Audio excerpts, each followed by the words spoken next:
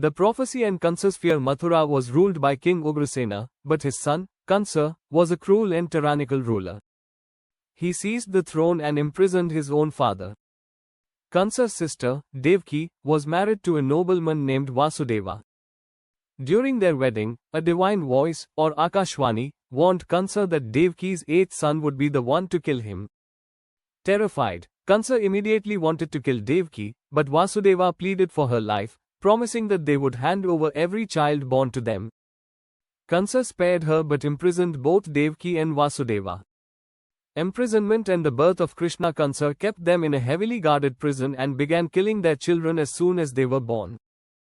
Devaki and Vasudeva endured the sorrow of losing 6 children. Their 7th child was mystically transferred to Rohini, another wife of Vasudeva, who gave birth to Balarama. The belief is that this was through the intervention of divine forces, and hence Balarama was saved. Finally, when the time came for the 8th child, Krishna, the incarnation of Lord Vishnu, was born in the prison cell. His birth is said to have occurred at midnight, on the Ashtami, 8th day, of the dark fortnight in the month of Bhadrapada, August-September. As soon as Krishna was born, the prison was filled with a divine light, and Vasudeva and Devaki were filled with joy and wonder.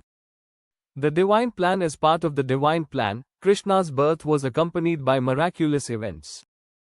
The chains that bound Vasudeva fell off, the guards fell asleep, and the doors of the prison opened on their own.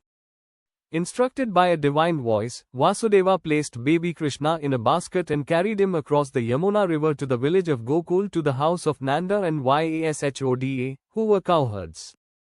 Despite heavy rains, Vasudeva was protected by the serpent deity Shesha, who shielded him with his many hoods. Miraculously, the Yamuna parted to let him cross. When he reached Gokul, he placed Krishna in the crib of Yashoda, who had just given birth to a daughter. He then returned to the prison with Yashoda's daughter. Kansa's deception and rage. When Kansa came to know that Devaki's 8th child had been born, he rushed to the prison to kill the child. However, when he tried to kill the baby girl, she slipped out of his hands and transformed into the goddess Yogame. She told Kansa that the one who would destroy him was already born and safe elsewhere. Kansa was furious, but there was nothing he could do.